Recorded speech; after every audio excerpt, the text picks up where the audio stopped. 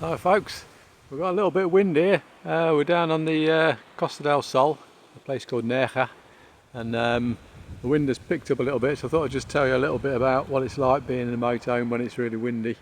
So and a couple of tricks that we've spotted. So it's kind of, the wind's died off a bit now I've said that, but there you go.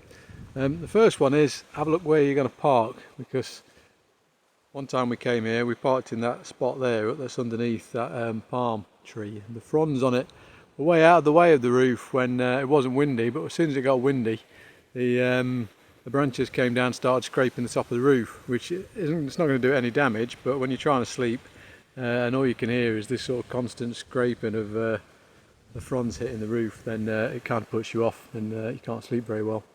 So just have a look around for, you're not likely to have a palm over you, but you might have a tree of some sort to see what's around.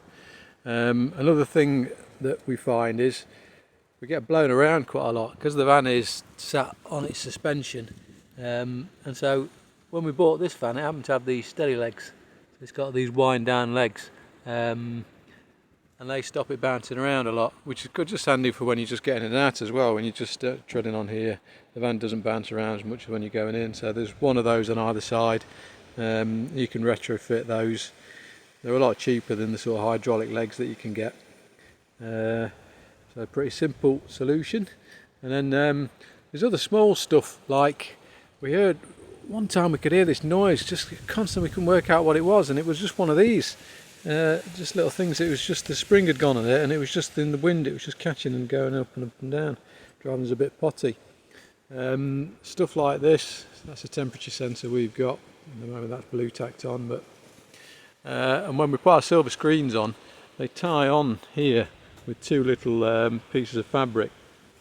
If they come, if you don't tie those up properly, there's two that go up at the top as well, and if you don't tuck those in, then you get those flapping about all night. You won't be able to hear you because of the video thing.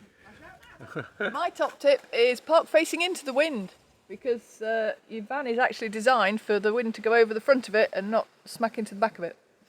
That's often helps us with less movement, shall we say. That's a good one, yeah. And if you can get alongside someone, so we're on a campsite here, so we're alongside people, so, or a wall or anything like that, if it's really, really windy. Wind shadow. Get a wind shadow, yeah, that's what we call them. Then they'll help you so you don't get rocked about as much.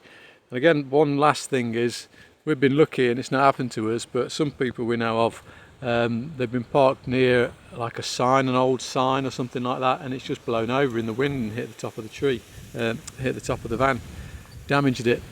So just worth having a look around and just making sure nothing's actually going to touch the van when you park up. That tree over there is quite a way out of the way, so that's fine. And then I suppose the other thing is the awning.